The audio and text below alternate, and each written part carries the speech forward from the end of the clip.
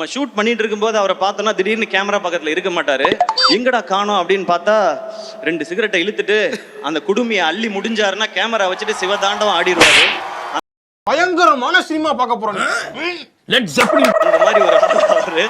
And நான் ரோப்ல இருக்கேன். இப்போ இந்த படத்துல வந்து அபே வந்து என்ன பண்ணுவாப்னா, சார் ஷார்ட் ரெடி சார் அப்படின்னு கூட்டு போவாப்ல. அந்த ஷார்ட் எல்லாம் எப்படி இருக்கும்னா 80 அடி ஹைட்ல ரோப்ல தொங்குறது, 60 அடி ஹைட்ல ரோப்ல தொங்குறது.